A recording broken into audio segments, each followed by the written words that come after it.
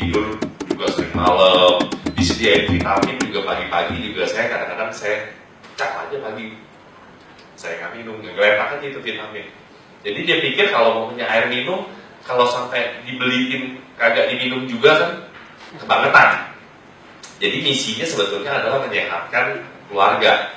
Dan dia mikir, karena di rumah saya juga kan populasi lumayan banyak, dia juga beli aqua galon itu banyak di rumah setiap bulan. Nah setiap orang lah di sini lah kita semua pasti minum aqua, betul nggak?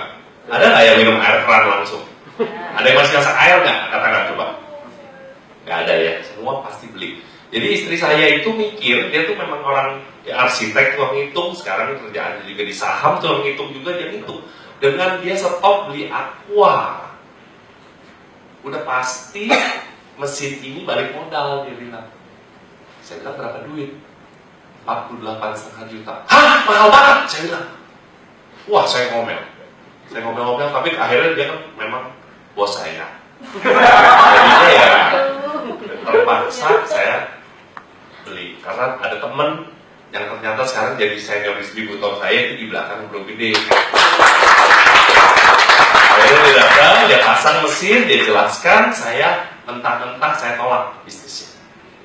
Saya bilang ya udah, saya pakai untuk minum. Saya tolak, saya bilang saya kan sebetulnya sama bangsawan, cuy, keren, ego gede. Ya kita, wah udah saya ini udah 14 tahun mengabdi di satu perusahaan. Saya anggap, wah ini apaan ini bisnis begini-begini, enggak lah, enggak saya bilang. Oh. Tapi sekali lagi, benar-benar saya itu benar-benar diberkati Tuhan. Bisa, saya tiba-tiba dengan cara tiba-tiba saya bisa terbuka mata saya bisa pengen belajar, saya nge-YouTube terus, saya teleponin Bro Gede, waktu itu di Bali, saya teleponin terus, akhirnya sampai saya tuh bisa dibukakan mata, benar-benar dibukakan mata mengenai solusi dari energi. Saya juga berterima kasih hari ini juga saya juga dapat berkat papi saya ini datang ke seminar ini. Dan saya ini sedikit ini pencerahan yang benar-benar Tuhan kasih ke saya. Yang saya bisa sampai melihat ini solusi. Ini saya mundur nih sedikit nih. Itu tadi kan grafik yang sudah kita pelajarin ya. Kelihatan nggak dari belakang? Kelihatan nggak ya? Oke. Ini adalah grafik, terus terang papi, sorry ya Pi, Hendra mau pakai ini. Ini yang saya Hendra lihat. Kenapa Hendra mau mati-matian jalanin bisnis ini? Karena sebetulnya saya dari umur 40 ini lagi midlife crisis, saya lagi krisis paruh baya. Saya juga sebetulnya hari ini juga kedatangan tamu terhormat, itu ada CFO saya, bos saya di Pak Kris. Saya ini paruh baya, saya krisis habis-habisan. Saya mau sampai kapan sih begini gitu ya? Karena saya ngitung. Lalu saya dikasih penglihatan ini nih, kata Tuhan. Ini grafik hidup papi saya. Papi saya juga punya pengeluaran, ya. Papi saya di sini kan ada savingnya ya. Papi saya invest di rumah, tanah, ada rumah, ada beberapa. Papi saya waktu itu ya saya beruntung, saya tuh datang dari keluarga yang well off. Saya juga rumah saya di Sunrise, papi saya juga dulu rumahnya besar. Saya di rumah Sunrise di Blok C nomor 56 2 Kafling 1000 meter lebih. Saya setiap tahun papi saya ngajak saya keluar negeri. Saya happy lah, hidup saya happy. Papi saya juga ada investment, rumah tanah, saham. Saya ke villa terus di puncak, papi saya punya villa. Mobil waktu itu juga saya SMA pun saya udah mau mobil. Ini ada beberapa teman saya SMA di sini juga witness hidupnya saya dulu enak. Saya SMA kelas 1 aja, papi saya sudah beli mobil Ford Max 3 dulu. Bro, waktu itu keren lah ceritanya lah. Ya ini hidup saya nih. Saya pun beruntung, benar-benar beruntung. Saya, ini Sohanda, ini Bro Sohanda ini kakak saya, dan saya ada kakak saya satu lagi, yang paling gede, dan saya punya dua adik perempuan. Adik perempuan saya bedanya agak jauh sama saya, beberapa belas tahun. Bukan accident ya, benar bedanya agak jauh.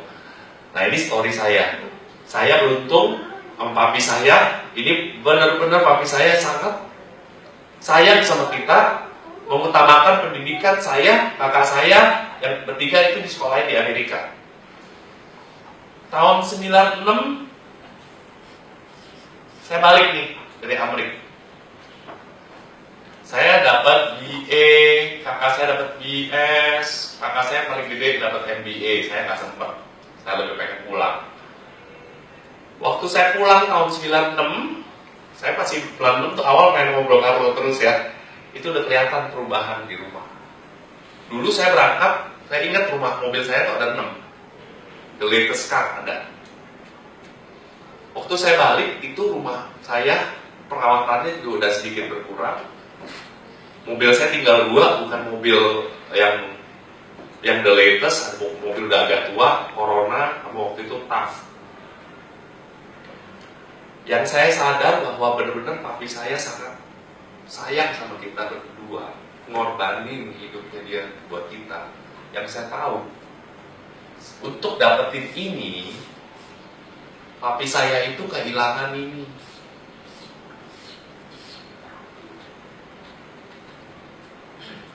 Saya ada rumah yang di Sunrise satu, ada rumah di Sunter.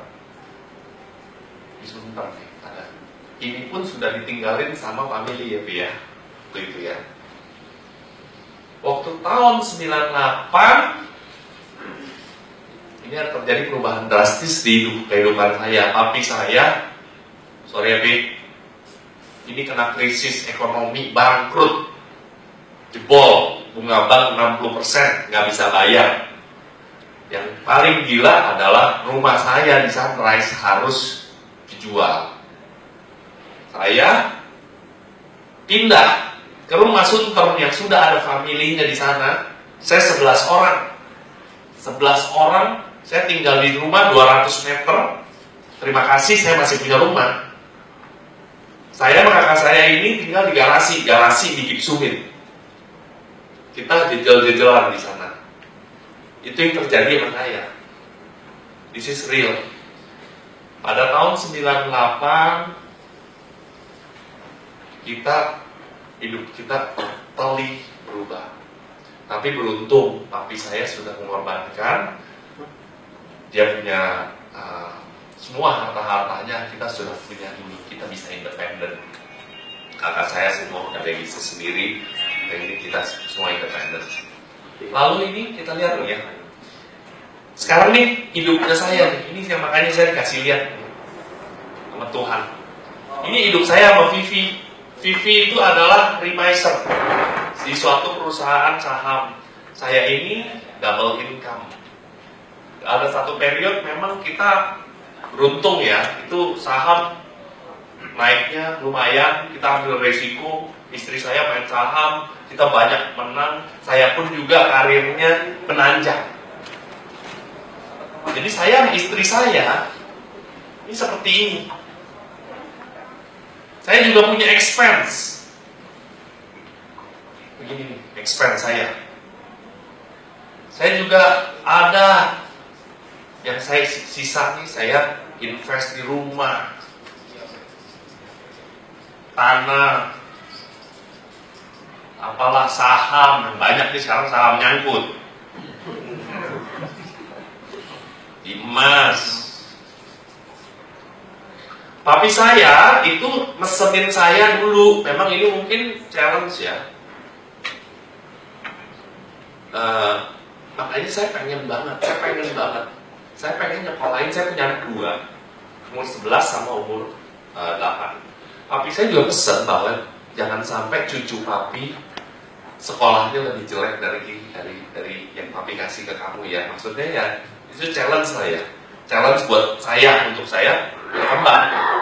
Tapi waktu itu selama dari saya mulai kerja umur 25, saya nyantai-nyantai aja. Terus terang saya nyantai-nyantai ya. Sampai pada saat saya masuk umur 40, makanya saya bilang benar-benar saya itu jadi midlife crisis. Saya benar-benar sadar bahwa 7 tahun lagi, sekarang saya umur 44, 7 tahun lagi saya itu akan di face dengan real problem. Sekarang saya ini punya invisible problem, yang disebut invisible problem. Problemnya masih jauh. Tapi 7 tahun lagi saya sekolah di Amerika, saya juga pengen sekolahin anak saya di Amerika seperti pesan papi saya. Kalau mamanya saya si Joshua, anak saya Josh, 7 tahun lagi dia harus masuk sekolah di Amerika. Saya hitung sekarang ini setahun kalau mau sekolah di Amerika, bukan di California ya. Ini mungkin yang di Texas atau di Ohio, itu se-M setahun, minimum se-M. Itu bukan pakai luxury lah ya, se-M. Kalau umpamanya saya pikir 7 tahun lagi inflasi 5%, saya reken 7 tahun lagi saya butuh duit, my invisible problem yang akan jadi real problem 1,5 M. Anak saya yang kedua 1,5 M lagi, 3 M per tahun.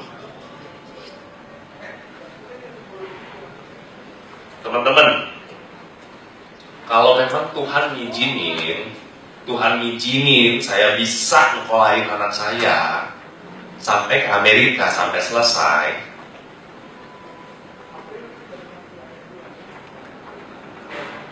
apa yang akan terjadi kalau saya nggak punya apa-apa?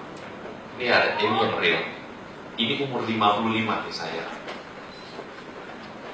Pada saat saya umur 55, income saya jebol. Saya udah tidak dipakai lagi sama perusahaan. Padahal di umur 55 ini Joshua baru tahun keempat, Jessica masih 3 tahun lagi lulus. Ini baru ngomongin BA aja nih. Kelihatan nih, kalau memang saya kan invest sudah dari sekarang. 7 tahun lagi mudah-mudahan investment saya bagus. Income saya jebol. Apa yang akan terjadi kalau Jessica masih sekolah?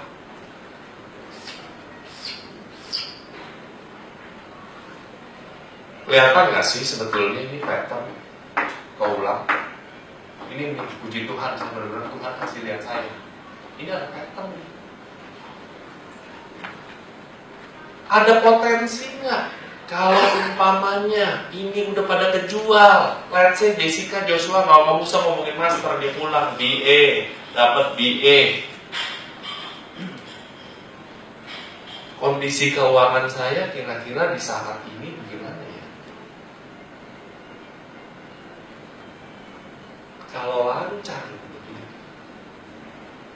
ini yang saya lihat, patternnya udah tegas banget. Nah, saya ini makanya beruntung sekali Tuhan kasih saya penglihatan ini. Saya ini ketemu Enagic yang sehingga saya ini memang benar-benar jadi mau ngerjain ini.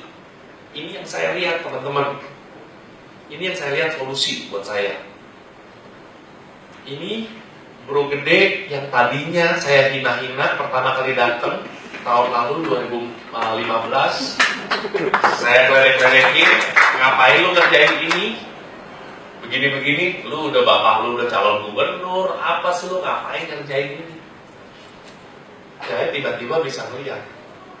Pada hari ini, itu di Facebooknya aja rekeningnya udah ada ditantumin di situ.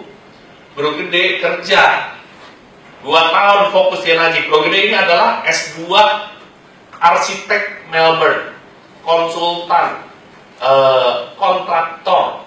Papanya itu dokter, rektor Udayana. Nah, calon calon gubernur Bali dulu. Saya bingung, mau ngapain kerja ini? Pom bensin ada berapa biji? Anyway, Bro Gede itu ternyata putra daerah yang memang benar-benar pengen independen. Beliau kerja fokus di energi 2,5 tahun. Bro Gede sekarang income-nya per bulan 150 sampai 180 juta per bulan. Tepuk tangan dong.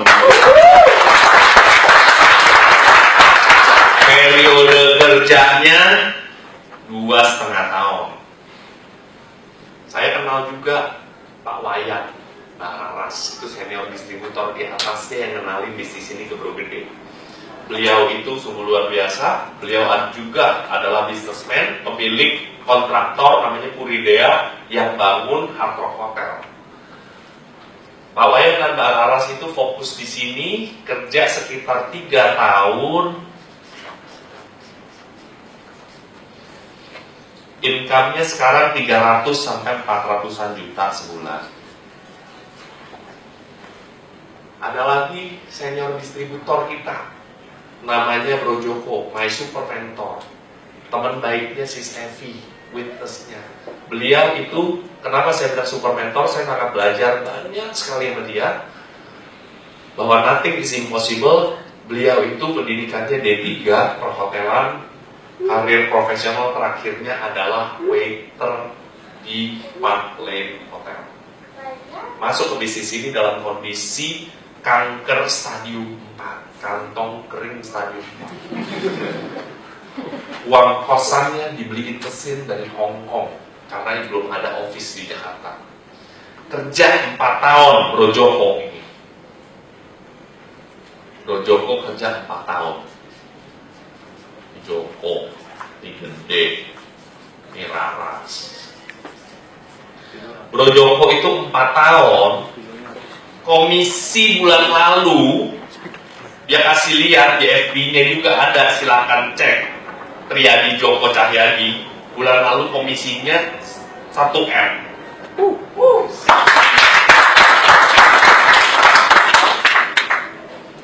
700-an sampai 1M lah. Ini naik turun.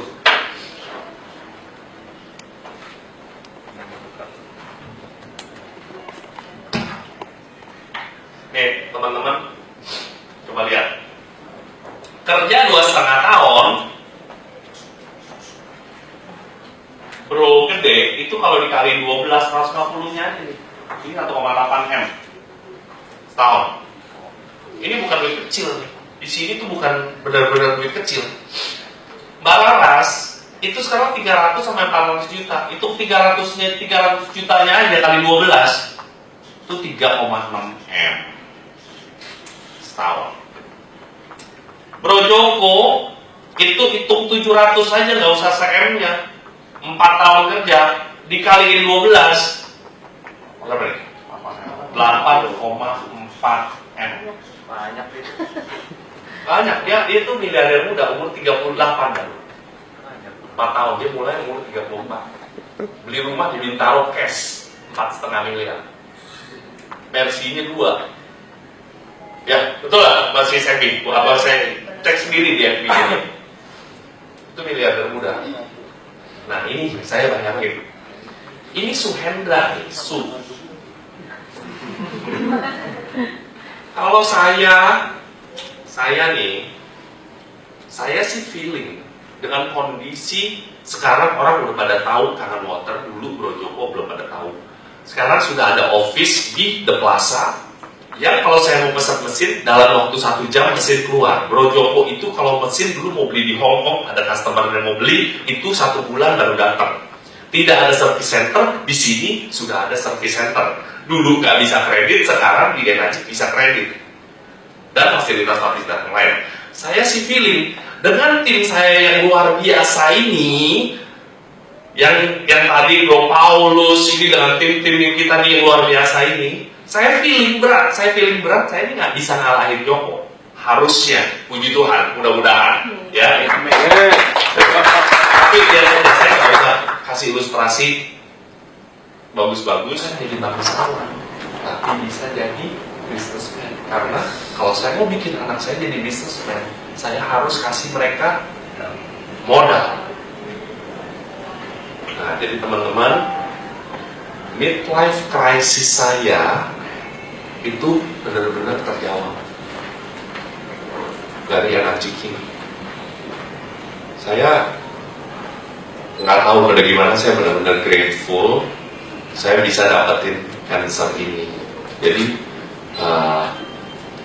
saya nggak tahu apakah teman-teman juga rasanya pasti, saya nggak tahu problemnya apa, tapi pasti punya invisible problem di kemudian hari. Nah, saya di sini dan teman-teman cuma mau kasih lihat bahwa nggak cuma nggak cuma conventional business, ini ada loh, ada model bisnis yang seperti ini yang bisa kasih solusi kesehatan fisik. Anak saya sudah hampir setahun tidak flu, papi saya umur 78 tahun masih sehat, dan saya berharap papi saya dengan minum air hangat tambah sehat sampai umur tahun. Orang-orang di sekeliling saya bantu jadi sehat. Saya sayang sama Bro Carlo karena Bro Carlo teman saya dari kecil. Saya bagi, saya senang bila teman saya juga sehat, dan bila benar-benar kita, kalau mau saya kan kelihatannya bakalan jadi orang kaya nih. Saya nggak sendirian. Jadi saya bisa ngajakin teman-teman kasih solusi.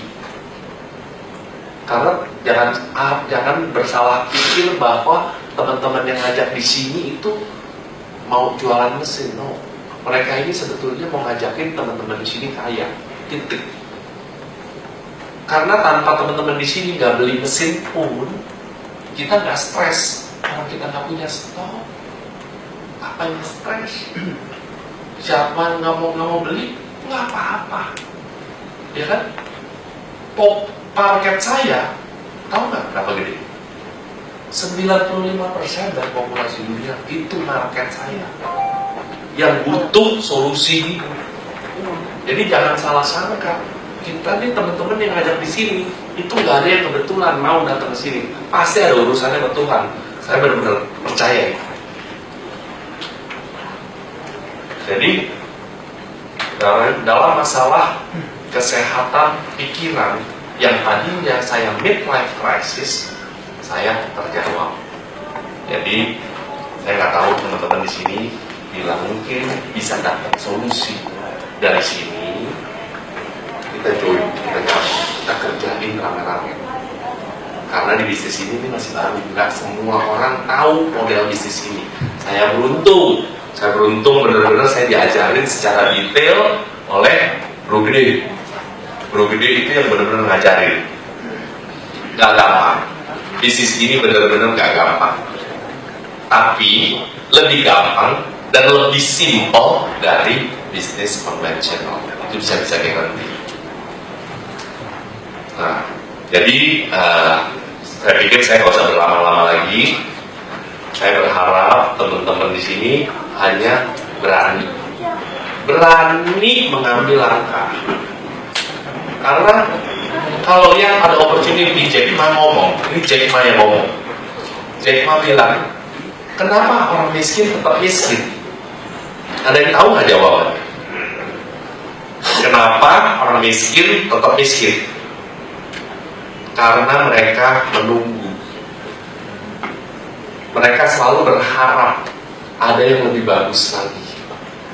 Kalau orang kaya atau konglomerat, mereka lihat opportunity, mereka melihat peluang, mereka akan sikat dulu,